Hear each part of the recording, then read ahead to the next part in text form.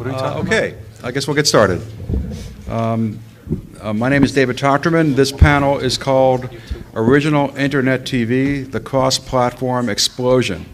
This is the only Digital Hollywood panel of the week that is not about VR. If you came for VR, you're in the wrong place. I'm going to let everybody, these guys are all great guys. We've all worked together. We all know each other really well. So we'll talk about all the stuff that we're all dealing with pretty much on a daily basis. Let everybody introduce themselves, talk to you a little bit about what they do. I'm the CEO of a company called Canvas Media Studios, which was founded earlier this year. Myself and a partner, Bernie Sue, who is a multiple Emmy Award winner for the Lizzie Bennet Diaries, and this year for a project called Emma Approved. We're specialized in long-form content for digital-first platforms, both pure play as well as brand-supported. Our first project, Vanity, premiered earlier this year, was a partnership between us, Style Hall, and Maybelline. And I'll let these guys introduce themselves. I'm Damon Berger. I run business development at Fullscreen. Fullscreen is a company that started as a multi-channel network on YouTube about 4.5 years ago and has since grown to be a media company, kind of 2.0, with an ownership layer that consists of AT&T and Peter Chernin. What my purview is I run business development with our platform partners like Facebook and YouTube, and our content across platforms, that include places like Spotify, and also all of our international expansion. Hi, my name is Andrew Graham. I'm a talent manager at a company called Big Frame. So Big Frame is owned by a company called Awesomeness TV, which is also a media company, and got its start similar to Fullscreen in the MCN space. Parent company is DreamWorks. I spend my day-to-day building and, I guess you could say, enterprise value around creators. I'm a manager, but the clients that our company manage come primarily off of the internet, off of YouTube, off of Instagram. Some of the clients we represent are people like Tyler Oakley, Miss Glamorazzi, who's Ingrid Nielsen, Connor Franta, a lot of personalities. So I'm excited to be here today. I'm Evan Bregman. I'm head of original content for Portal A. Portal A is a creative studio based in San Francisco and LA, about half and half. We have been making video for the web for a very long time. We have a show called White Collar Brawlers that started as a web series and made its way to television on Esquire for 2 seasons. And on the back of that, built a very robust branded content business with clients that range all the way from Google and Uber and Waze to L'Oreal and Johnson & Johnson, Adidas, kind of you name it. And I joined the company about a year ago to start an original content initiative to take advantage of exactly what we're going to be talking about today. And we have our first original show premiering in November. It's called The Traveling Band, and it stars the Gregory Brothers. I can't wait. Well, I'm not Scott Ehrlich, but I am Glenn Ginsberg. I work for Scott at The Q. We are the first 24/7 live, 24/7 linear channel. We mainly focus on distributing globally. We're now in over 30 countries, and it's really a celebration, the first time kind of to provide that linear TV experience with some of the best web content, curated web content out there, and also celebrates the very rich web culture that has formed within this community. Oh, and what I do, I'm the SVP of Global Partnerships. I manage the team that licenses the content that we use in our show, as well as develop new business opportunities for the network. My name is Damon Berger. My name is Rafi Mamalian. I work for a company called The Amplify. I'm the Chief Revenue Officer. We're a company that has streamlined and facilitated the process of influencer marketing across all the social platforms. I'm here probably because I've been in this industry for a very long time. I started with a company called Blip very long time ago, creating original content for the web, and then working for a MCN called Collective Digital Studio, where we worked with lots of really, really talented creators creating content for all the multiple different platforms. Great. So let's talk about VR. Anyway, I did not name this panel, but it is called the Cross-Platform Explosion. So I think among the 6 of us here, we're pretty qualified to at least discuss what the nature of that explosion really is. And I would guess we would all agree that it's more of an explosion than an opportunity. More and more digital content is being seen in more and more places. It's discovering more and more revenue streams. Big media continues to invest in big digital studios and MCNs. The past year, AT&T, Verizon have entered the game, Verizon just last month, in a very, very big way. Also, I don't think is insignificant, this is the 10-year anniversary of YouTube this year, which not only kicked off a lot of what we all do for a living, but I don't know if you've read the trades. Tomorrow, they're actually going to announce their newest initiative in original programming. Which I have a feeling we're going to get to. So I think that, along with big media investment, there's sort of, I think, been the creation of more of a studio system. Monetization is sort of moving around a little bit. It's gone from a single revenue stream to something much more like television, which has always had dual revenue streams, one for subscription, one for advertising. In addition, there are a number of other revenue streams that are particularly unique to digital platforms that are fueling the explosion in opportunity. So in preparing for this, I realized that a lot of what we would talk about would sort of all fall under the category of what's been happening in the industry in the past 6 months. I want to talk about paid versus ad-supported content, because remember, this is about original internet TV. That's the panel that this is supposed to be about. We're going to talk about MCNs, we're going to talk about VOD, we're going to talk about all the new players in the marketplace, distribution, both traditional, digital, and social, brand entertainment. We probably will not talk a lot about Facebook. I think everybody Wait a minute. agrees. What's the title of this panel? Original Internet TV. Okay. Wait, there's no cross-platform? I don't believe, well, no, that's you going to be make part up of the it. The explosion cross-platform experience. Okay. All right. Well, why aren't we talking about Facebook? We are going to talk about Facebook, just not in the context of them financing original Internet TV. Okay. All right. They're going to be a distribution platform when we get to that part in the hymnal. Okay. Just want to Don't make skip sure. ahead. The news, by the way, there's also been some, we're all super excited about everything that's going on in the space right now, but also in the past 6 months or so, Yahoo has sort of moved away from their big original programming initiative. We'll talk about that. Xbox made a big splash, decided to sort of pull out from that. Snapchat just recently announced that their original content is going to reorg as well. So all of it, I think, is going to sort of fall into the category of is really what's going on right now in all the platforms that have been launched. Vimeo, Vessel, NBC just launched CISO, Verizon just launched Go90, Watchable, Comcast. Fullscreen is about to announce any minute now We a already platform announced. What are you called talking Hampton. about? We already announced it. Well, then why don't we start with you? Let's talk about Hampton. Anyway, Nobody knows it by Hampton. There's nothing Hampton about Okay. it. It's Fullscreen. We have an So SVOD service that's going to launch in 2016-ish. Okay, so we're going to talk about OTT, right? It all sort of falls under the category of VOD programming, whether it's SVOD, AVOD, or TVOD. So let's start with SVOD. For those, that really means subscription-based, Netflix, Hulu, now Fullscreen, and as of tomorrow, YouTube. So let's start with talking about SVOD. What do you want me to talk about? Let's talk about Fullscreen. Let's talk about Fullscreen in the marketplace. Well, I think, when we look at Fullscreen's position in the marketplace, it's something where we're cognizant that as consumers, there's so many options that people have to watch content right now. I mean, as far as how we are all as producers and distributors of content, there's never been a better time to be in this situation where we're trying to create content from multiple platforms, multiple buyers, downstream revenue as well from both international marketplaces and cross-platform. So there's a lot in here in terms of how this game is starting to be assembled a little bit. But Fullscreen's position within this is we're taking the DNA that we had as an MCN, which is, whatever, as, the industry has evolved, a concept really that is how has this new evolution of entertainment affected millennial audiences? And millennial audiences are defined, between 1980 and 2000 being born.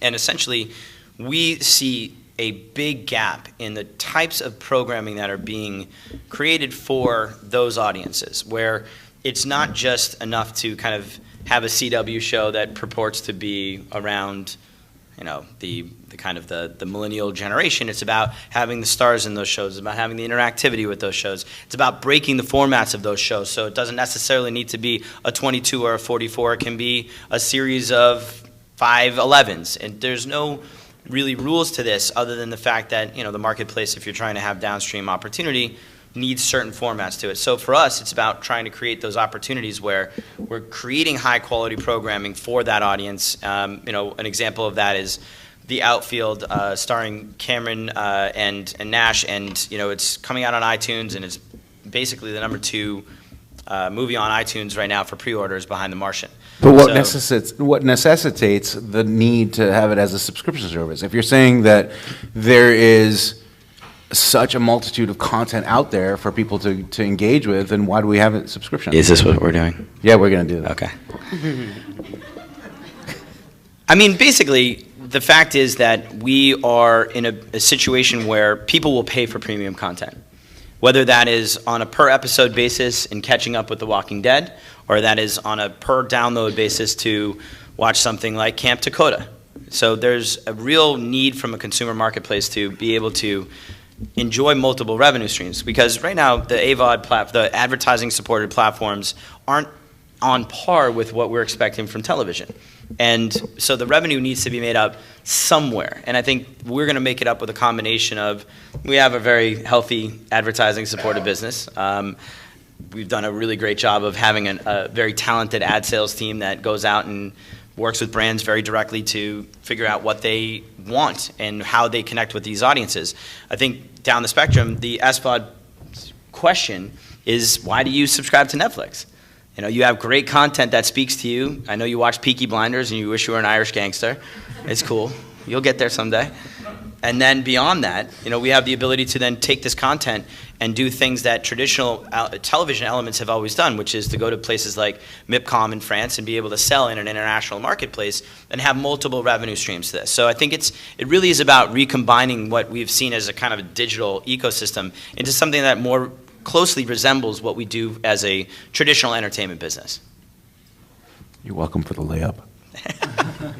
I think that actually brings up a number of good points. The first one is that these MCN, I mean, one of the panels this week I know was talking about MCNs now becoming MPNs, meaning multi-platform networks. Certainly the MCNs have become much more like studios. They're behaving like studios. And by the way, in my opinion, they've earned it. Right? I mean, they put hundreds of thousands of dollars into guarantees for talent that they overpaid because they needed to scale up these networks. And you know, Sorry. right? So, you know, now that they have built that tremendous scale by overpaying for it, you know, and why shouldn't they, big media companies, be bringing in executives that actually know how to monetize it and create a sales structure around it? How are you finding that affecting what you're doing with Big Frame? Specifically how MCNs are diversifying? Yeah, I mean, look. Because obviously, I'm sure you deal with more MCNs than just oh my your gosh, parent yeah. company. You're dealing with them all, Absolutely. right? Yeah, and I mean, one of the sort of unique conceits that we have at Big Frame is that, you know, we don't have to work with ATV, although they are a parent company. We kind of are Switzerland. We make deals with everyone. We have clients with Fullscreen, but we have clients with Maker and The Collective and everywhere. And the real joy of doing what we're doing is just that.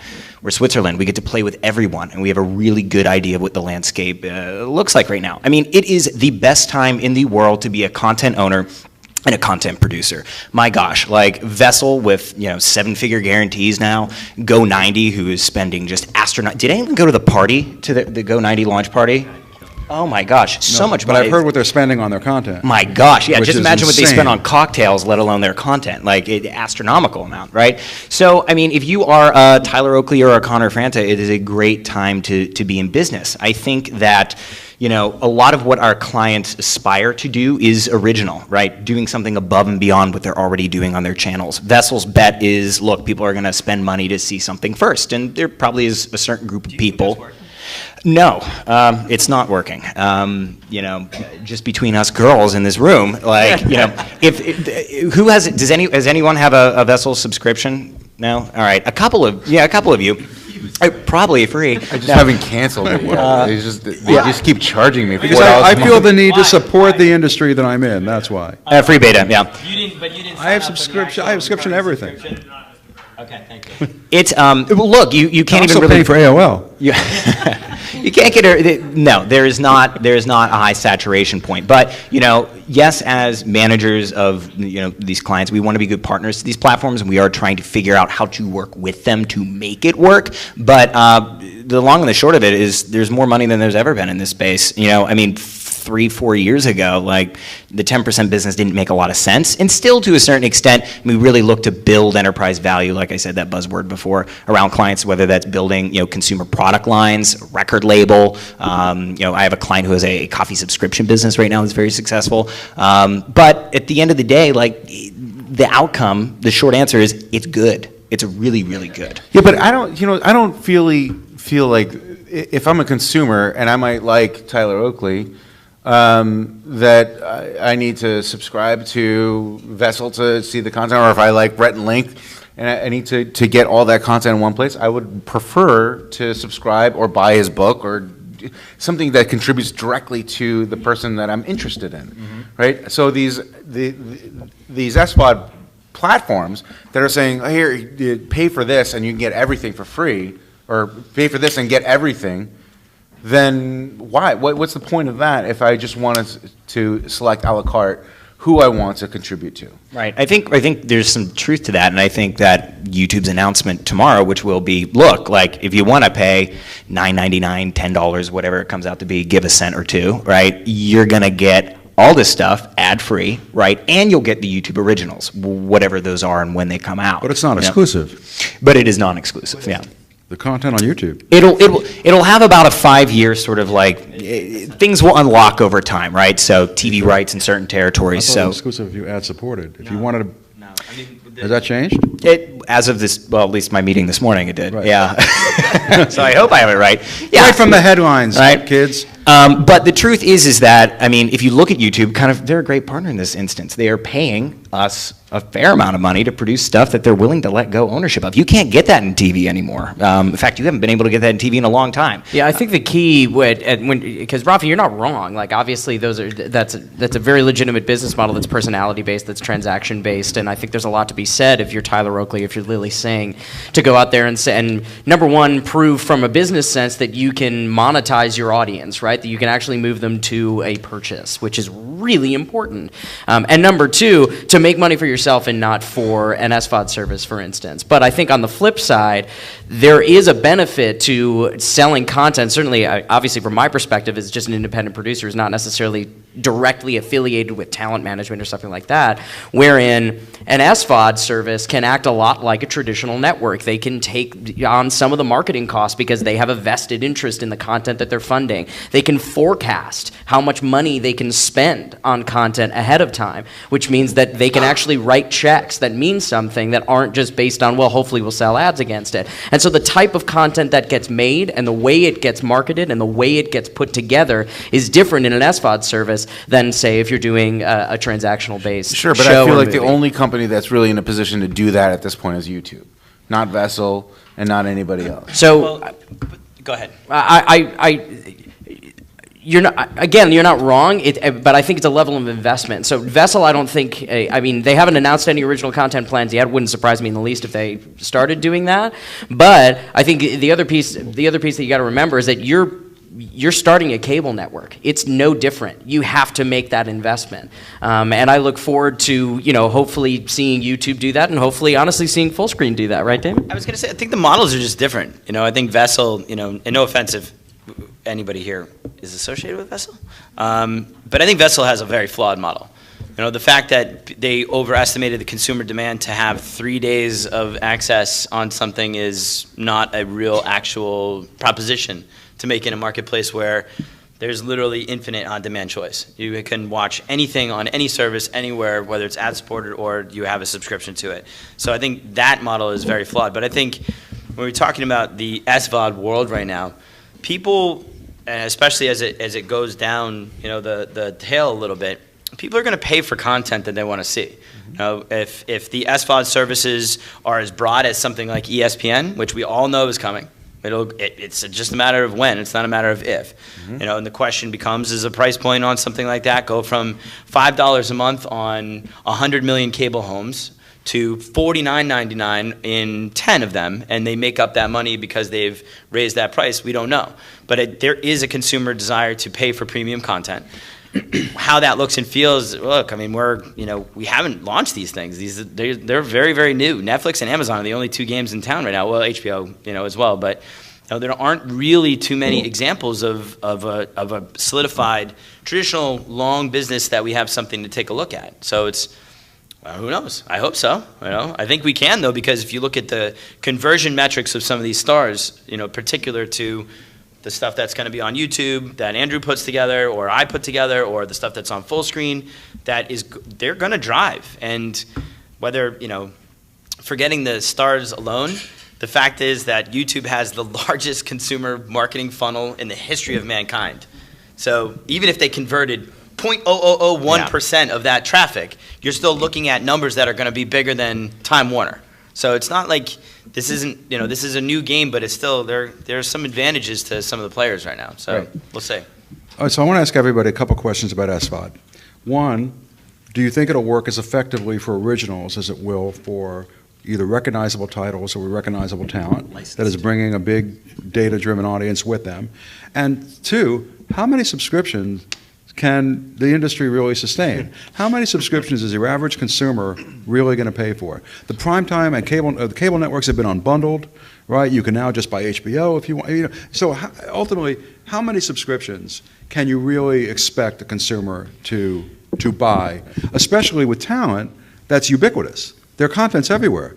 Sure. I was going to say it depends on the type of, consumer we're talking about, particularly the stuff that Fullscreen's targeting, which, by the way, is like the lion's share of our clients' audience, Gen Z. I think they're going to have a lot. Gen Z? Oh, yeah. What's the new buzzword? Gen Z? VR. VR. Lampshade. The VR generation. Millennial, connected, whatever sort of buzzword you want to use. I'm talking about kids that are, between 12 and 22, probably, right? We actually did an internal study, Awesomeness TV did, as a part of an ad agency we've launched called Wildness. And the most interesting finding, it was the largest study done in the United States of Gen Z, millennial, buzzword. It's been done, like about 3,000 kids. And the most remarkable finding was that 80% of them preferred paying a subscription for streaming services, right? So this could be, Spotify, could be Netflix, could be Hulu, right? This is to say that we have a whole generation of people that are really tethered now to subscription basis and a la carte, as we've said. So I think that the market can sustain for these sort of younger audiences a lot more. Well, for the purposes of this conversation, a la carte is a separate category. Sure. It's more of a transactional category. I'm talking about subscriptions. How many subscriptions do you really think your consumer can sustain? Yeah, but a la carte, as in, these are the subscriptions. I want to get my YouTube subscription. I want to get my Netflix subscription. Those are the a la cartes I think he's referring to. Yeah, as opposed Not to just an necessarily to, ESPN. And my HBO subscription, and my Yeah. iTunes subscription. I mean, we're my s- Apple TV subscription. There's a lot of subscriptions. There are, and by the way, these are just video content subscriptions. I mean, we're talking about also. I spent a lot of time trying to build, consumer-facing sort of products that are also subscription services, right? I mean, if you look at Ipsy, it's a subscription service. It might not be video, but it's consumer products. It's something tangible, something that books like Connor Franta and Jen X Penn and Hannah Hart and now Tyler Oakley's book are proving that people will go spend $20, $25 for a book, physical, really transact. So I don't have precisely the answer, but I would say that among this sort of younger fan base, the sky's the limit at this point. I mean, look, if you look at what is cable costing beyond just the internet, right? So like if you assume about a $50 a month for the internet, and then you about $80 a month for actual TV subscriptions for ESPN and all the cable networks, etc. So you break that up over the course of a month, and you're paying for HBO Now, Netflix, Hulu Plus, or whatever else that you're paying for, you're still not getting to that $80 a month, and so it's leaving a little bit of room for those discretionary pieces of content that you want to get from. And even if you are, let's not discount That's still the something quality you're of paying for, user right? experience Sure. that you get from that. Because Because you're there's- paying for an on-demand environment, Right. which luckily consumers have been able to turn the corner from, oh, it's free on YouTube, to, oh, I get that I have to pay for that. They understand, to your point, there's a value proposition there that has been defined, certainly to younger consumers, and I would say even to, the full age range of millennials, 18 to 35. And so, even the Gen Zs, or as I like to call it, the cord nevers. Thank you. Very good. And that I think is the key thing. Like there's a value proposition there that is not just the content, it's also a user experience. And that's what a lot of these different, certainly SVOD services are chasing, is how can we provide the best user experience so that we're in your 4 apps on your Apple TV, which will be different than the 4 apps that you use on your phone. And so when it comes to how many people will pay for, I would flip that question. And I would say, how fragmented can we get? Is the Glenn Beck subscription service viable once we have these big blanket companies? Or is HBO going to do a Bill Simmons deal, which I was shocked he didn't do his own thing, to be honest. You're 1,000% right. I think that ultimately, when it comes down to it, we have a model of traditional media where it is broadcast, one to everyone. Mm-hmm. So you have to get as many of everyone as you can in order to be successful. Mm-hmm. It's the Star Wars, of media. And ultimately, I think there's a reason why Disney went out and spent a ton of money to go get Lucasfilm and to go get Marvel, because they know that those properties over the next 10, 20 years are going to be the most valuable media properties there are, because they have pre-installed awareness and marketing base that can hit everyone. The difference now is that how do you create businesses where your scale isn't everyone? Your scale is the right people. Right. It's not about trying to go out and get everyone involved on what you're trying to do. Mm. And it's a hard thing for traditional media companies to deal with, because ultimately that's been their business for 75, 100 years. But they know how to scale that business. Well, what you're talking about is something that's more challenging, at least at this moment in the ecosystem, to scale. But it's more specific because even on this panel in April, we talked. There was somebody on the panel that was creating a Sarah Palin channel, an app, a Billy Graham channel, or something that was someone related to some kind of religious zealot. Gross. And it was like $9 a month for the app. But that there are these people that are passionate about getting that kind of content, and they'll want to get it whenever they want. They don't have to. They don't want to schedule it into their day. They want to be able to get it on demand. This reminds me of a quote that Hannah Hart once said, and it's so true, right? She was not drunk in her kitchen at the time. She said, "Look, I'm trying." First Hannah Hart quote of the panel. Right. Of maybe many. I'm trying to build a brand that is an inch wide and a mile deep, right? And it's just so true of a lot of what an inch wide and a mile deep, right? So really narrow niche programming. And I think if we even look back, and again, I'm kind of not forced, but I tend to view things through the YouTube lens just because how I spend my days. If you look at the Originals program, which most people would probably chalk up to be not a massive success, although there were a couple. You're so nice. You mean the first Originals program? Right, it was much harder. Yeah, the first Originals. Yes, that is important. Not YouTube Red. Block your ears, Andy. All right. What was the ones that did succeed were really niche, right? I mean, places like Awesomeness TV that went after a really, really, really niche audience. Yeah. And I think the subscription services that are going to succeed, the businesses that are going to succeed in the next 5, 10 years are going to be that, an inch wide, mile deep. And I think, David, just go back to your original point that the cable companies know how to scale that very well. Let's not forget that they had, and it is definitely in the past tense, the advantage of carriage. They had the advantage of hundreds of millions of homes that they knew were there, and that they knew there was a formula. Well, and there was a smaller menu of opportunity for a consumer. Sure, but when you launch a channel, even with that kind of carriage, there's a formula that you can use with that. Now you apply the same cost per user acquisition cost, right? You apply the user acquisition cost model that has been used in mobile app gaming, for instance, since the very beginning. You apply that to media, and all of a sudden you can start to project, well, what's the marketing budget that I'm going to need to spend on top of my content? Well, that and ultimately with some of this content, you don't necessarily need to spend that kind of P&A. But wait, you're right. It's a balance, fair right? to the creators? So, yeah, exactly. Listen, and I've heard arguments on both sides of the fence, right?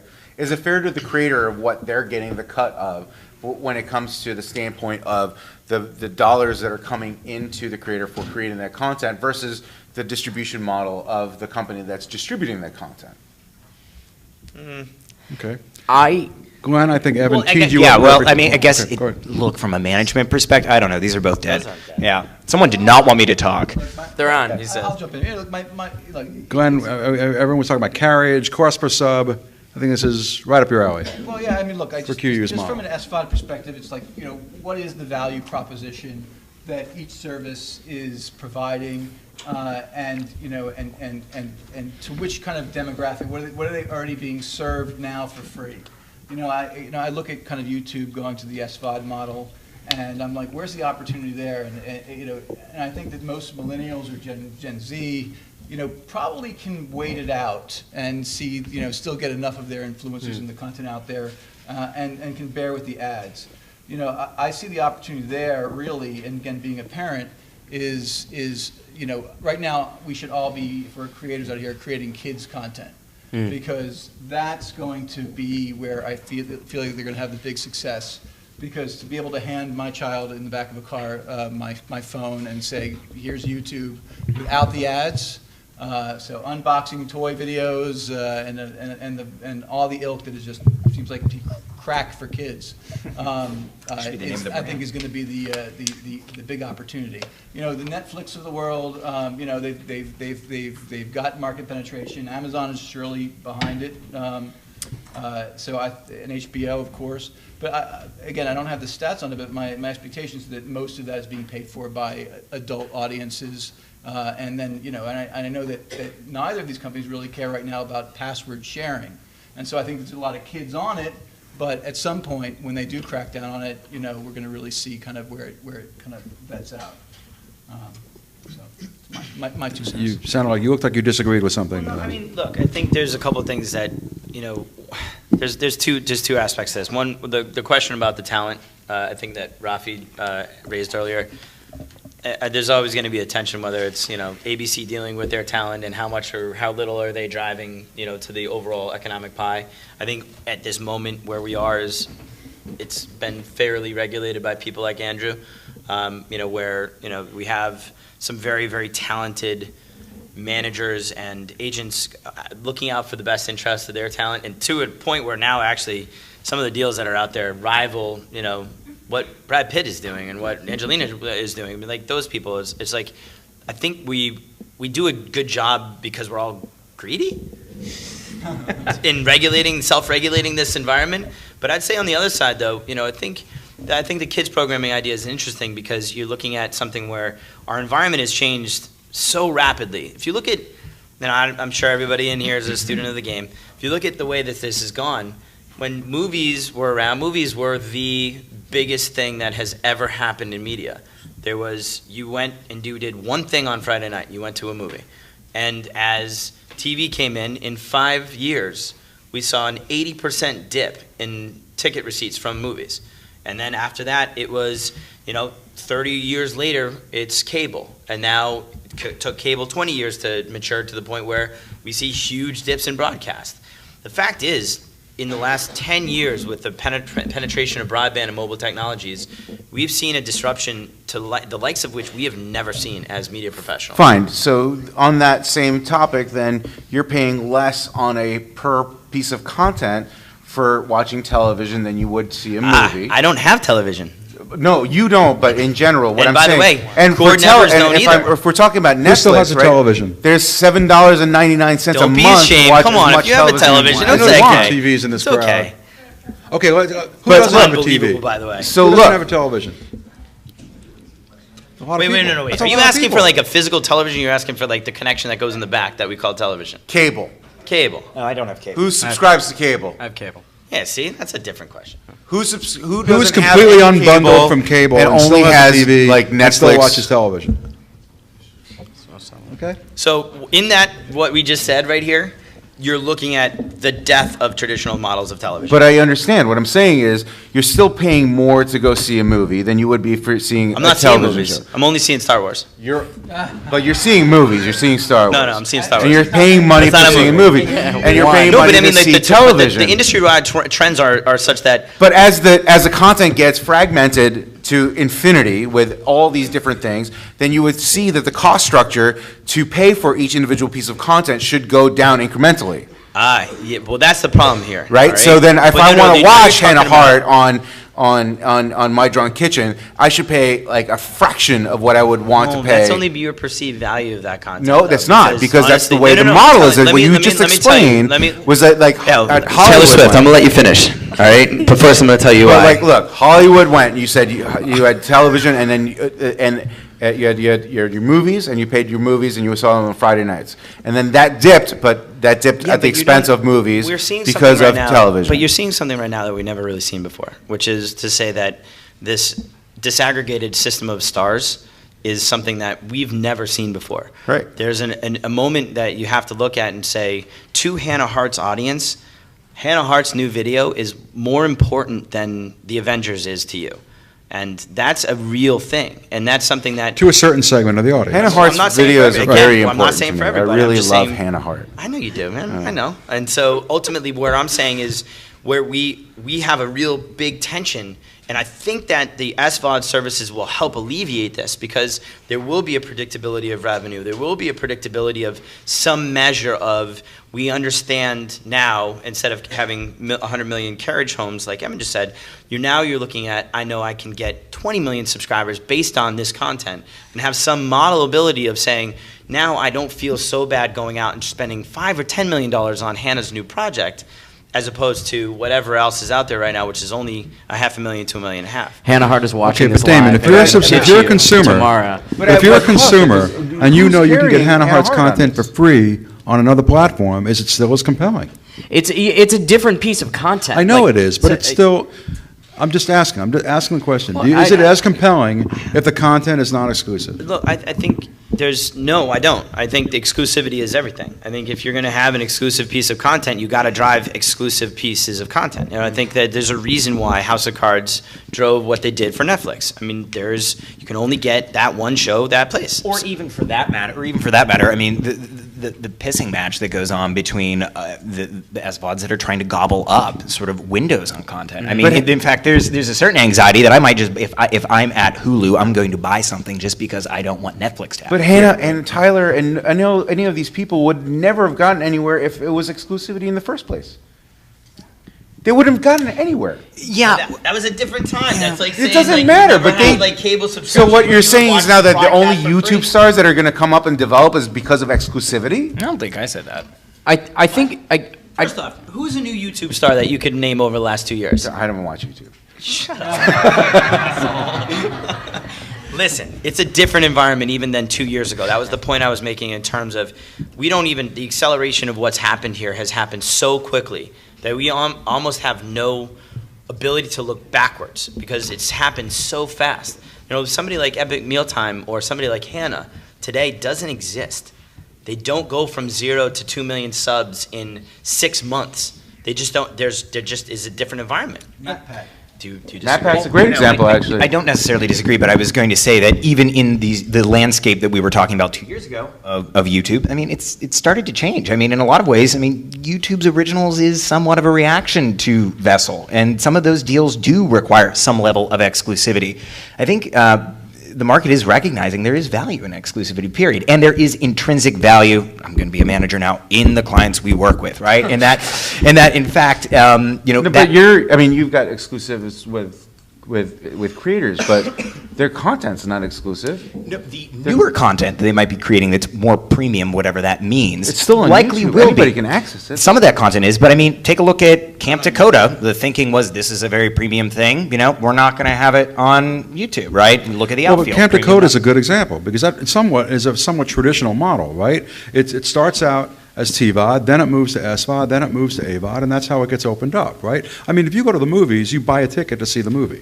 Then, if you want to see it, you have to subscribe on demand and see it again. Then after that, you can own it. And then after that, it's free to the world, right? So with that, Camp Dakota is sort of, let's face it, it's a great example, wish there were more, of something that really worked. Hit the market, great time, with 2 really compelling stars, and managed to really develop a very compelling TVOD business. How repeatable is that? If the content is everywhere, if the content's ubiquitous, how do you do that for your clients? Your clients are basically their own networks at this point. Yeah, they right? are. But we're really militant about where things go, actually, right? I mean, the traditional sort of like Connor Franta video is always going to exist on Monday, right, at, you know, noon. PST, tune in on YouTube, right? Right. But, you know, if Connor Franta decided to do a doc, right, Right. that's not going to live on his YouTube channel. Yeah. And it probably will be an exclusive deal, also because it's going to cost a lot more money. So, it just depends on what the content is. You hit the nail on the head. I think, from our perspective, just with the content that we're developing, whether it's with talent or just content that we're developing to be able to go out and pitch people that doesn't have talent attached, if there is a certain type of show that fits a certain type of business model, and sometimes that business model is a traditional YouTube ad-supported model, and you can make good money, or when you're starting out, you make those videos for free. But then you get to a point where you're still going to make those types of videos, but you've got a great idea. You've got an idea for a 5. Did you hear that good idea? Just went right through the room. Great job back there. My voice tends to do that. No, you've got a great idea for a 5-6-part docu-series. That's that's something that not only can you not afford to finance that out of pocket, but you also know that in order to finance that, there are only certain places that you can pitch it. And that's going to require, those places that you're pitching it are going to require a specific business model. Exclusivity is going to be a part of it in order to make that happen. And it doesn't change the fact that you're still doing videos every single week on your channel. The Gregory Brothers, another great example. We took them on the road to 6 Asian countries this summer for 40 days. They still turned in a songified Republican debate the day before we left, because that's a different thing for them. And it drives more interest in the stuff that we're making that is going to be exclusive somewhere else. Right, but that's just, that's their IP. That's what they have to, they're building their own IP, and they're doing another project for you guys elsewhere. Well, and probably, I don't know who reps the Gregory Brothers, but they probably have some ownership in what they did create. Course, so it's probably both like their that's IP. something that they really value, I'm sure. So this was, this particular project was created by Portal A. We share ownership with the Gregorys, but we are the sole owners of it, just as an example. So wait, you're the sole owner, but you both own it? No, the Gregorys and we are sole owners. I see, got it, yeah. I mean, but there's still dual owners of it. Come on, we're gonna get some. This is a question too of the YouTubers who clearly have that incredible engagement and can activate audiences. And will they be able to bring them to an SVOD service? It's unknown. We're going to find out with Full Screen and a bunch of the other players out there. Just the one kind of cautionary thing is that, and I've noticed over the years, is that literally maybe Smosh is the only exception.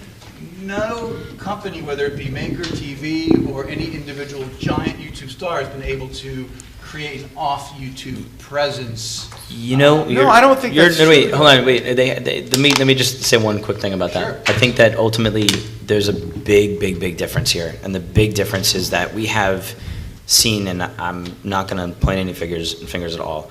We have seen kind of something we've never seen in content as a business ever, which is we are creating content that is mediocre at best, and it's something that has a very limited shelf life. It's something that, unless you are a super fan of those people who are making that content, there is very little outside of that one core audience that's going to care at all about that content. If you look at something like Camp Dakota had rumored $750,000 budget.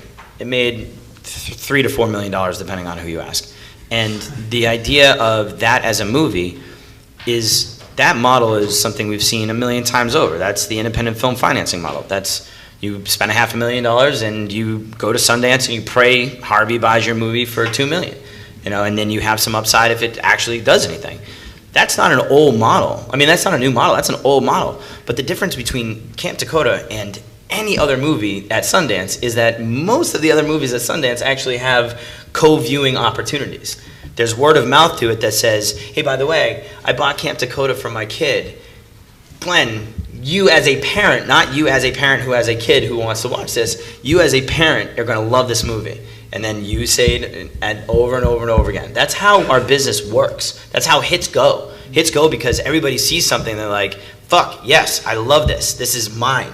But I got to tell everybody else about it. We haven't even come close to what that is. Whether that's a problem of financing, which I think we're alleviating with the models, and I think, or it's a problem of production, we don't know. But I don't understand. You said that didn't happen with Camp Dakota? No, it did not.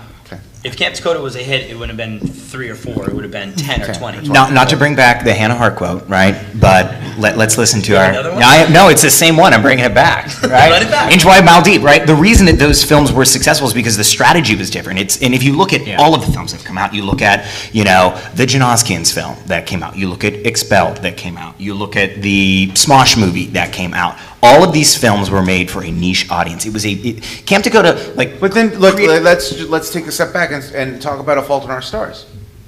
I would not put that into this bucket. It was a studio. Because it had a $40 million budget. $40 million budget, had a bajillion people. Yes, it was a John Green film. If you said to John Green, who are you? Like, YouTuber is probably the last thing in his bio, right? I mean, author is probably the first thing that's there. But these are not the same sort of films.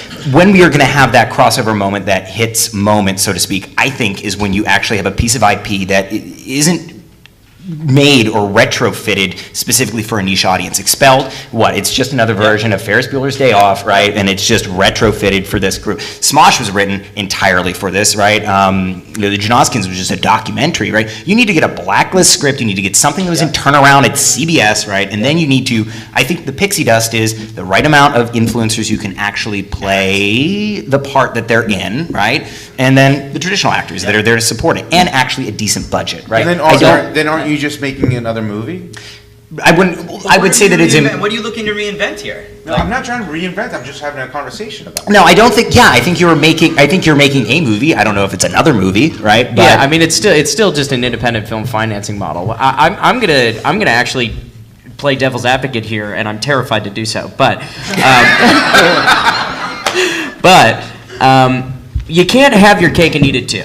We can't sit here and say we're programming for niche audiences, they're super engaged in what they do, we can forecast against it, we can't spend a ton of money, but we know that our return is going to be exactly what it is, and it's going to be what it is reliably, and if we get a hit out of that, that's awesome, but that's just not our goal. We can't do that and then also sit here and say one day we're going to make a hit.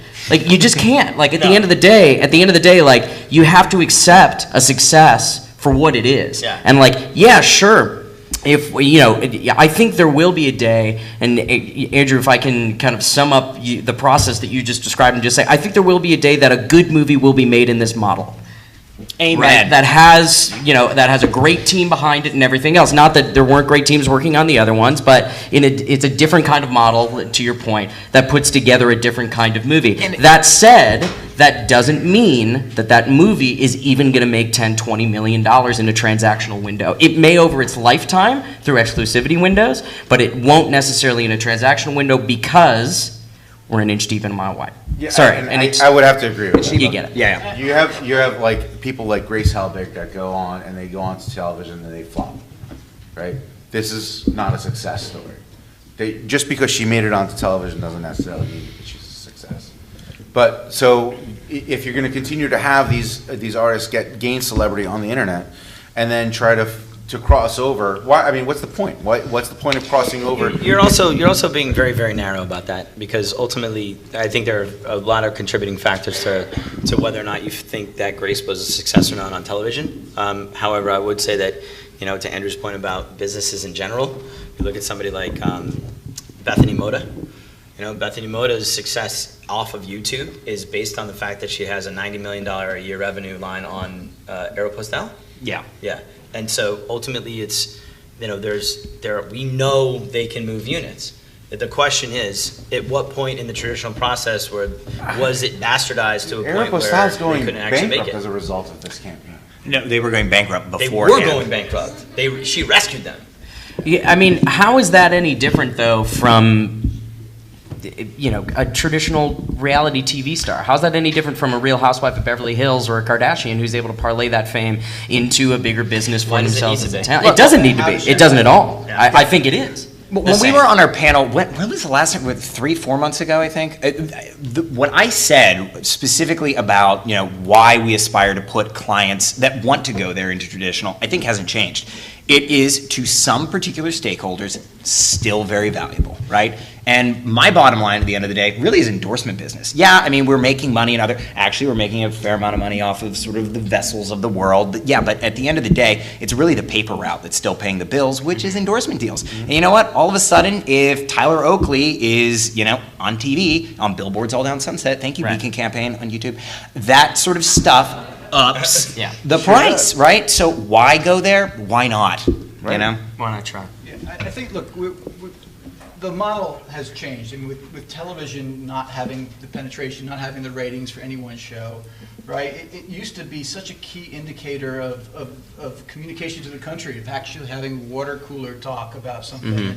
And there's so much choice. And somebody said earlier, probably Damon, that this is the best time in the world to be a content creator, and he's absolutely true. And as content creators, we welcome all the avenues of distribution possible, and there are more opportunity for distribution than ever before in history to reach global audiences And on more an individual control. basis. More control And more over their con- brand, With more that control said, over their content. The chances for this breakout, global zeitgeist piece of content, in this model is just much more difficult to hit. And you don't need it. That's the if there's if the best news of this whole thing, it's great. There's a ton of opportunity, but you also don't need a huge hit. You don't need it, but the great thing too, though, is that since it's so much of this is about social connection, right? And as much of and also I believe someone, maybe probably Damon, said that the content's not very good. That's all subjective, of course. At least I believe it's subjective.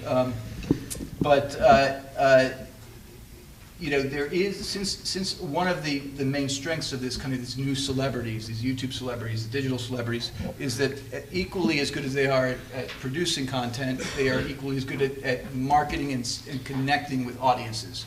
And it's through kind of this connected society that enables the potential of it actually reaching a much larger audience. I mean, I'll recall just one deal I did with Smosh and a company and a video game publisher called Ubisoft, and it was for a game called Assassin's Creed 3. We put a kind of a brand integration deal together. I guaranteed them 3 million views. If you look today, I think it's like 70 million views. There was nothing I could charge for beyond the 3 million, but it resonated, and through the social connectivity, it went global, and it had literally millions of people talking about that video, which so it can happen, and it does happen.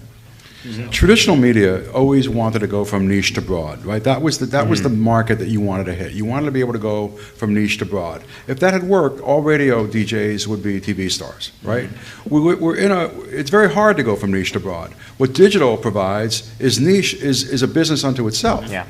PewDiePie doesn't have to do a TV show. No. To be PewDiePie. He doesn't have to do a movie. He can make an amazing amount of money being in his own individual niche. But it's not the thing is, it's not an either or. That's That's right.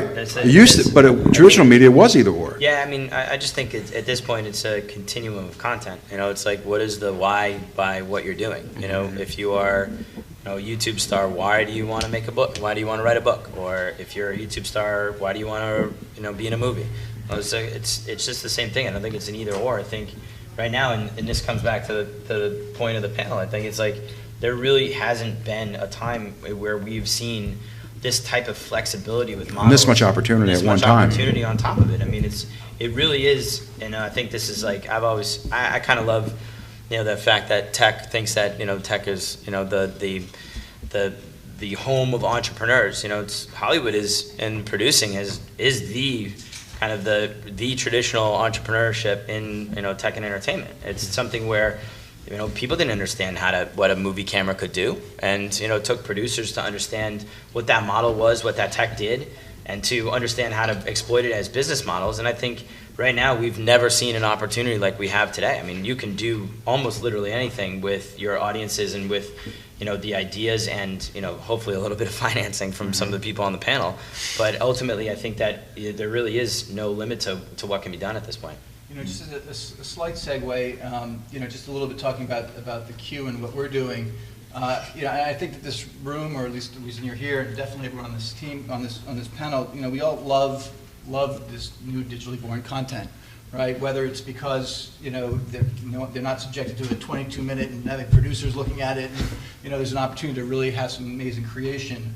But that really kind of then lends itself towards, all right, what's going to be big now? It's going to be the curators, who's no 6 years ago when I started kind of really focusing on YouTube, I think I had it beat pretty much on what kind of content was out there. Now it's an ocean, right? I have no clue to the extent of the content that's going out there. But what the Q does, and it tries to marry the old world with the new world. Again, we celebrate digital content, digitally born content, because there's some really amazing, beautiful stuff out there. Whether it might not have to be a Tyler Oakley or the big guys, but even in the kind of the mid-tier and long tail, there's some really amazing content.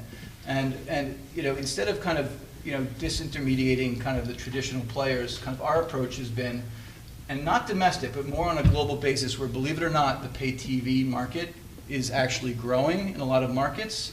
Unlike this country where it's really, you were seeing a real revolution.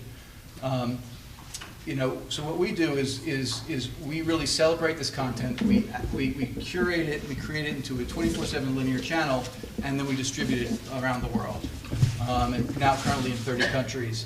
And so we are trying to kind of like, as the operators are struggling still to try and find those millennial audiences, we bring them a product that is that resonates with them more, and then beyond that, also bring them the technology of authenticated VOD and SVOD mobile applications for their firms. So we're trying to kind of leverage these existing businesses and help them get to the place where they can incorporate this web content into their business.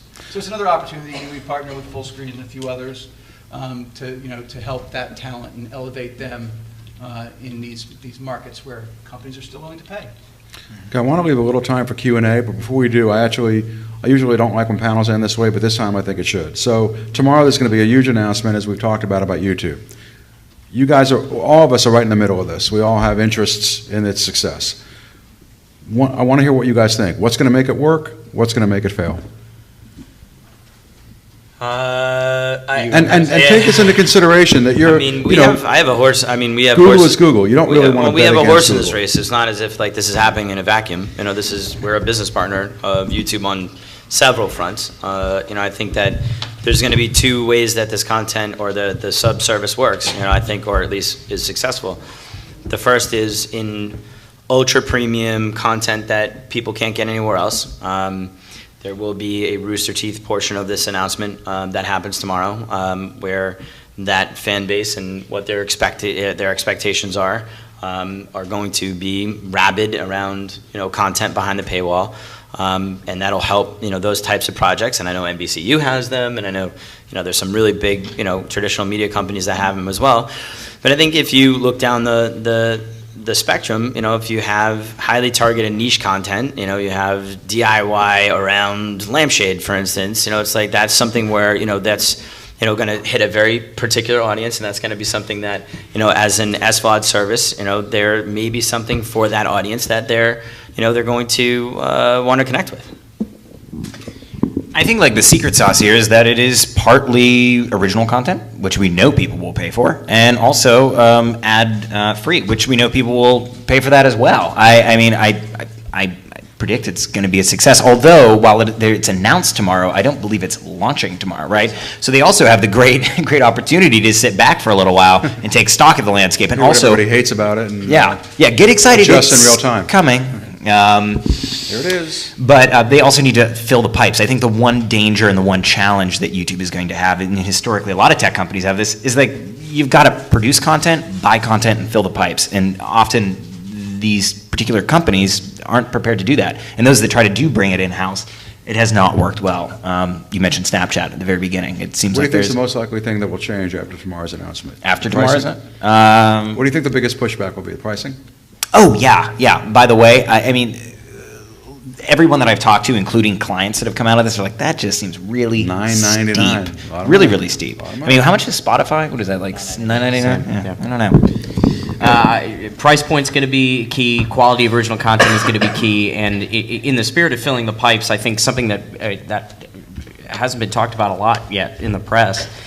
Let's remember that YouTubers, the vloggers of the world, for instance, had to sign deals that pay them differently through this subscription service. And I'm not familiar with the details of that, but I assure you that just as we remember a couple of years ago, YouTube changed their search algorithm from really preferencing videos that had a ton of viewership to really preferencing videos that had a ton of engagement, and watch time became one of the most important things in the algorithm. Overnight, you saw major YouTube channels like Equals3 lose a large percentage of their viewership and therefore a large percentage of their revenue. And what took a little bit longer was the rise of gaming channels, because people would sit and watch them for 45 minutes at a time, and they were floating to the top of SEO traffic. And have exploded since then. The way that creators are able to monetize their content guides the type of creativity that happens on YouTube in the long tail that ends up defining what YouTube is. So the success of this subscription service in a lot of ways to me is tied to what type of creativity the large swath of creators end up using it for, and hopefully that's premium enough to keep people paying the $9.99 for it. Okay. A couple things. I mean, I still hold true that perhaps the first group that will actually sign on will be the parents. But I just think that they've got an interesting opportunity, YouTube, and I think it's been a nice kind of progression that has led them here. As far as initially they're Google, they're the biggest search advertising engine in the world. And I think they started off, saying, all right, we've created this platform of YouTube that basically devalues ad inventory. I mean, the value of a 30 or the pre-roll diminished when you have so much inventory. So they took a lot of effort over the last few years to build up, with a smart shift, to build up the celebrities that are on the platform. And that meant, original deals and the tremendous amount of marketing. You're seeing Michelle Phan and a bunch of others on big billboards, and they're really trying to make that inventory around those celebrities at a premium. And they were successful with that. And I think that as a nice next phase to that, it's like, okay, we've created these new celebrities, or the new celebrities created themselves, but we've embraced them. Now we're going to invest more in them to create more content. So I think that if we are going to get millennials out there to actually subscribe to the service, it will be based off of these really passionate connections they have with some of this top tier talent. I'm going to echo a little bit of Evan's sentiment here and say that if this new project brings parity to content for content's sake, then I think that YouTube stands a real chance at gaining some significant subscriber revenue as a result of it. But if it still continues to, reflect the algorithms that they've been using, then what's going to continue to happen is that the creators are probably going to find ways of getting new viewers, and that's going to be to Facebook. And so that's where I think that a lot of the content creators will migrate to somewhere, the path of least resistance to get the most amount of viewers. Okay, we have a little bit of time for Q&A. Anybody have any questions for this fantastic panel? Mr. Bradbury? Yeah, well, actually, you mentioned Facebook. I was going to ask, the second part of the question is, how does this impact Facebook, but also how does it impact players like Mode Media, others who are trying to be YouTube-like or alternatives to YouTube? Does this new announcement tomorrow change the whole ecosystem, or is YouTube just...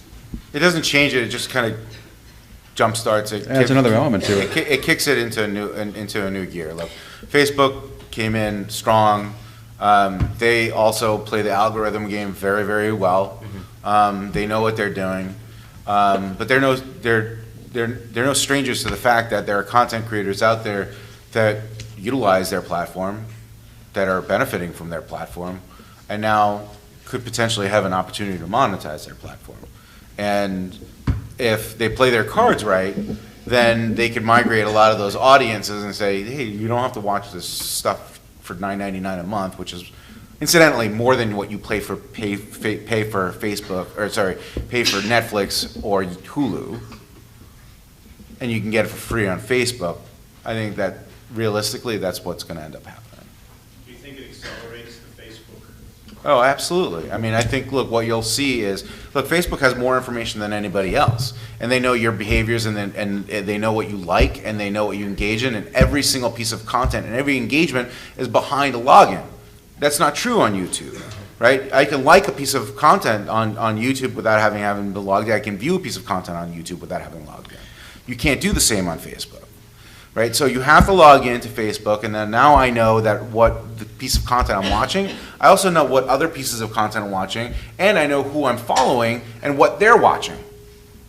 Right, so now I've got a system that's going to be able to guide me in the direction in where YouTube has failed in the past 5 years in the standpoint of discovery. Right, it's more become a recovery engine to find in content that you want to find. Right. Versus a discovery engine, which Facebook will totally be successful in doing, and saying, if you and 10 of your friends that are just like you like this piece of content, you might also like this content, and they're going to feed that really strong into your feed. The one thing that needs to happen, though, for Facebook to really become a contender, at least in taking our clients' content or business, is it needs to be natively monetized at scale. You know, of course. I mean, but look, I mean, they need to get the audiences there doing that, practicing that same behavior, and it's going to take a little bit of time to get there, but not a lot of time. I think 6-8 months tops.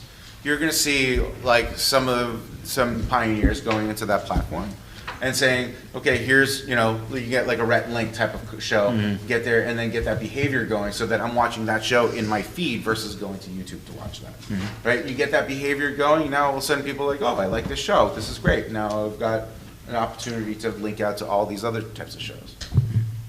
Anybody But else? yeah, I mean, I agree with you. You gotta have the money. It's gonna take a little bit of time to do that. You speak up. All right. I know before you said that it was a big disruption when you had Netflix and Hulu and these channels basically coming in. I mean, just look at the Emmys and Transparent and all these new programs are sweeping the awards shows. Do you think that YouTube will be able to survive just on the Hannah Harks and the Tyler Oakleys, or do you see that they're going to be doing something similar where they now pick up their own scripted series that are only on that YouTube network? That's what they're doing. Yeah, that's what they're doing. I mean, that's it's part part of of what what they're doing. That's part of what they're doing, but I mean, to be honest, like the ad-free model isn't necessarily something that's going to be a huge driver of adoption. You know, I mean, I've been on Pandora since it was Music Genome Project, and I haven't yet paid for the ad-free model of it. So, ultimately, I think that YouTube is trying to create a destination for this type of content that is only available outside on the paywall. So they're not. Half of their content, they're not really out trying to sell series or sell advertisements around that in an upfront way. So they're really banking on the strength of the development to drive adoption of this. But they've also learned through that first failed originals program that you can't just throw money at Hollywood and have Hollywood just spit Figure it back out out. a product. Yeah. A lot of these projects are anchored with people that are already popular on the platform. That's, by the way, that So- was what YouTube did the first time. Yeah, that's what I meant. Yeah, they've learned from that. Yeah. Yeah. They threw a lot of money at Hollywood, and Hollywood said, I'd be happy to sign that show. Happy to Happy take that to. money. Okay, last question. Please speak up, sir. Yeah, qualitative information. Who's watching these shows?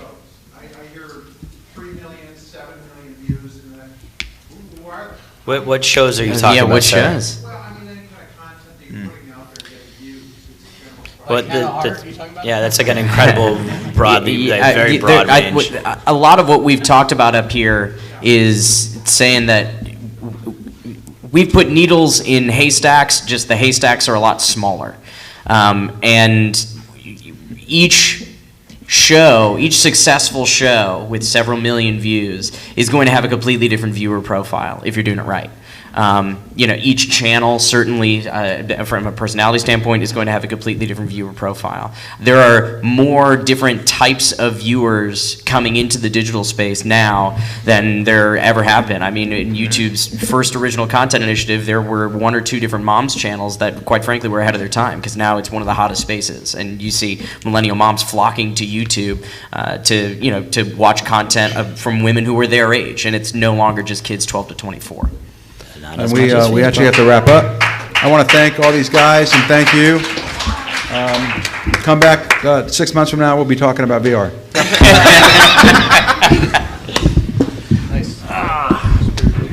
Fun as always. Let's get the other option. Yeah. Do you remember last night? Yeah. For the lemonade.